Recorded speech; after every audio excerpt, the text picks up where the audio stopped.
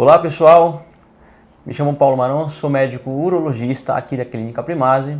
Estou com minha amiga a doutora Stephanie Germano, que é endocrinologista, e nós vamos falar de um tema muito importante para todo mundo, que é a obesidade, né, Steph? Isso. Então, a obesidade ela é extremamente importante para falar na área médica, porque ela envolve praticamente todas as especialidades. E como nós estamos numa clínica de múltiplas especialidades, né, acho que é um tema que envolve aqui muitos profissionais da nossa clínica. Nós vamos responder algumas perguntas, principalmente nossa especialista aqui em obesidade vai responder uma série de perguntas sobre o tema que é de grande valia para todos nós, né? Então, Steph, eu vou começar com a primeira pergunta aqui, que é sobre a epidemiologia da doença, né? Então, a obesidade é uma doença ou um transtorno? Porque existia, né? Sempre existia a concepção de que aquela pessoa está gordinha, o que é obesidade, o que não é, né? Quão raro é esse problema, ou quão frequente, né? E quantas pessoas no mundo convivem com essa doença? Tá. Antigamente a gente considerava a obesidade só como um fator de risco para desencadear outras doenças, né? Mas a gente sabe hoje em dia que ela é sim uma doença crônica, uma doença muito séria, que leva a várias complicações para o paciente. Mais ou menos 1 bilhão de pessoas no mundo vive com obesidade, e esse número está sendo aumentado a cada ano. Foi liberado até o Atlas da Obesidade, agora no começo de março, que viu que lá em 2035, se nada for feito, até metade das crianças vão apresentar obesidade, estar acima do peso, na verdade, e 60% dos adultos estão acima do peso, sendo mais ou menos uns 30% aí já vivendo com a obesidade.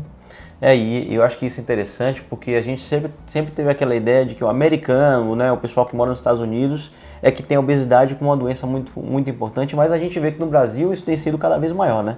Tem sim. Principalmente pela questão de alimentação, né? Pegar coisas mais prontas, processadas, mais calóricas.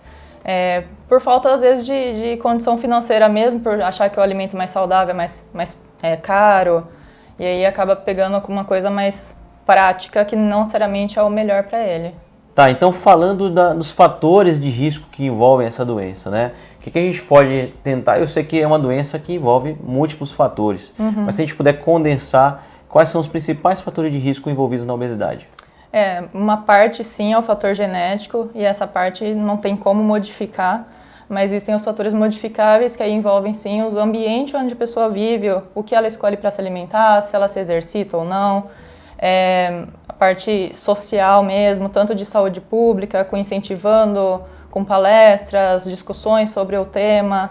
Inclusive isso é muito importante, né? Porque a gente sabe desde a pediatria que as crianças que vivem com pais obesos, elas têm uma grande chance de virarem obesos, né? Isso é uma realidade, né? É muito realidade.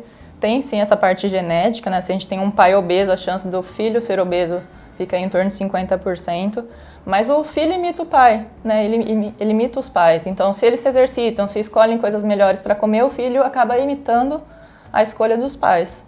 Então, falando que a gente está comentando aqui que o fator não é só genético, né? Envolve também os hábitos. Então, existe algum alimento específico? Essa é uma pergunta comum dos pacientes.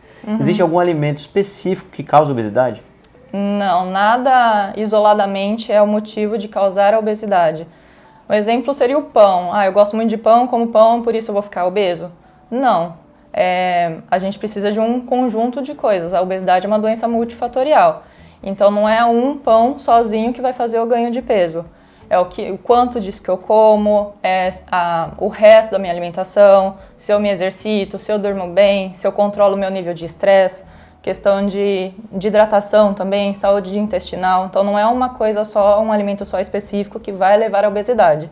Existem alimentos mais ultraprocessados, que são ricos em gorduras, em açúcares, que vão piorar a saúde, mas não é isoladamente que isso causa obesidade. Você vê que é um tema bem complexo que envolve uma série de questões, né? Tanto do controle que o paciente pode ter, quanto de fatores externos, né? Muitas vezes a gente não consegue resolver situações que não dependem só da gente. Bom, vamos para a próxima pergunta.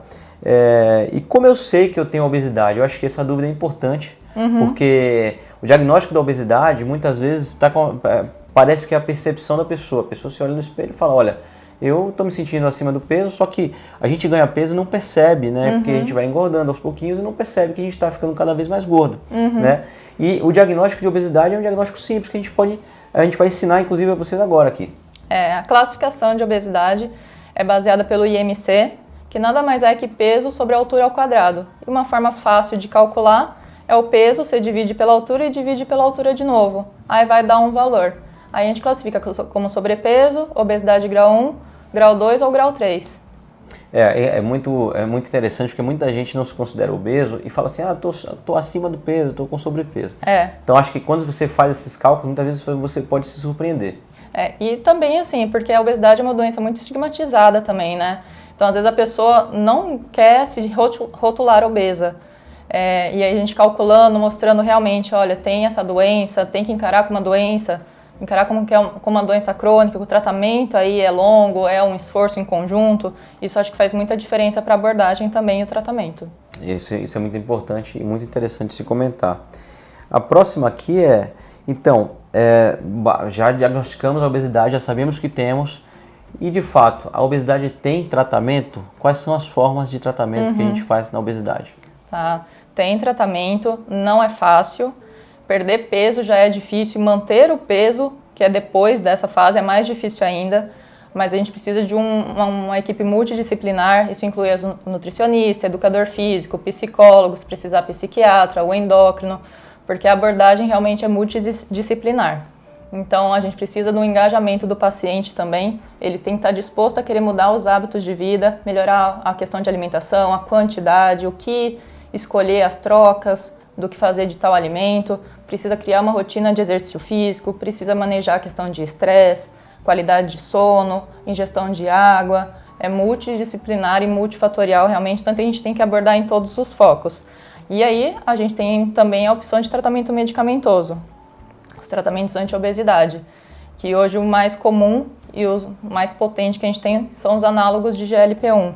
Mas aí o tratamento medicamentoso varia muito de paciente para paciente, porque depende muito do padrão alimentar de cada um, para a gente conseguir ser mais asserteiro nessa questão de remédio. E fora a medicação, também tem a possibilidade da cirurgia bariátrica. Excelente. Falando em medicamento, hoje em dia o medicamento está muito na moda aí, que é o tal do Ozempic, e similares. Então eu como cirurgião, na prática eu vejo muito paciente que na hora da cirurgia, ele avisa que está usando aquele medicamento e que, para quem não sabe, é o medicamento que deixa o estômago cheio. E na cirurgia você precisa ter jejum, né? Então, muitas cirurgias são suspensas na hora H justamente porque o paciente não tem o jejum completo. E eles não avisam porque eles não acham que é o medicamento, né? Eu acho que o grande problema do uso disseminado e de uma maneira sem um profissional adequado controlando, é que a pessoa acha que aquilo ali é tranquilo, que pode usar prescrito por um vizinho, por um amigo, né? Teve até uma falta de medicação na rede de farmácias por conta disso, automedicação. A pessoa começar a usar por fins estéticos mesmo e não por conta de uma obesidade. Isso é super errado. É um remédio, tem efeitos colaterais, tem indicações e tem contraindicações. É isso aí, eu acho que esse recado é super importante para todos vocês. Mas tudo bem, fez tudo o que precisava e mesmo assim não deu certo. Ou se eu não faço mais, não quero mais fazer o tratamento, nem se eu não tratar, o que pode acontecer comigo? A tendência é sempre o reganho. O peso, ele lembra daquele seu peso máximo que você já teve, por isso que ele é uma doença crônica. Então o tratamento é crônico, é a longo prazo. Você precisa mudar seus hábitos de vida para o resto da vida, porque sim, o reganho acontece. E a tendência é acontecer o reganho. Então a manutenção que eu tinha comentado, que é a parte mais difícil, é justamente por isso. Porque aí eu não vejo mais tanto resultado no peso, não vejo mais aquele benefício todo que eu tive na perda de peso, e eu acabo às vezes me desanimando, voltando aos velhos hábitos, parando o exercício.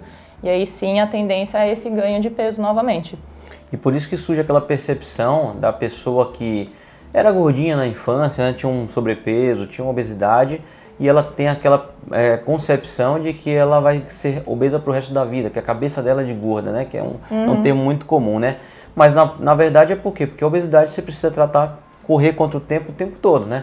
Se você tem a genética que te desfavorece nesse sentido, você vai ter que triplicar a sua forma de lidar com ela. Exatamente, aumentar muito mais carga de exercício físico, lembrando da massa muscular, que é extremamente importante, cuidados com a alimentação, achar o ponto de equilíbrio, né? É isso aí. Então a gente meio que quase respondeu por que é tão difícil de tratar, né?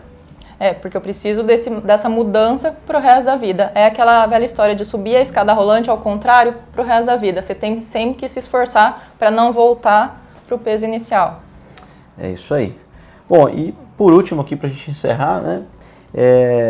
Quais são os principais pontos-chave para a prevenção da obesidade? É possível prevenir a obesidade? É possível. Essa parte que a gente consegue modificar engloba aí a questão da gente escolher alimentos melhores, então a alimentação é importantíssima, a gente levar uma vida mais ativa, com exercício físico regular, a importância do exercício é a constância dele, e ter uma saúde mental adequada, né? Trabalhando a ansiedade, conseguindo dormir bem, gerenciando o nosso estresse, acho que isso são um dos 3 pilares principais para a gente conseguir prevenir aí uma doença tão séria. Ninguém aqui está falando que é fácil, muito pelo contrário, é super difícil e por isso que exige muito da participação tanto do médico, né, quanto o comprometimento do paciente. Isso. Não é uma isso? Parceria. É isso aí. É isso. Então, acho que falamos o que tínhamos que falar sobre obesidade, mais uma vez aqui com uma super especialista no assunto e faremos mais vídeos para vocês sobre diversos assuntos da endocrinologia, também da obesidade, envolveremos outras especialidades e continuaremos por aqui sempre fazendo conteúdo para que você possa saber mais. Um grande abraço e até o próximo vídeo. Até!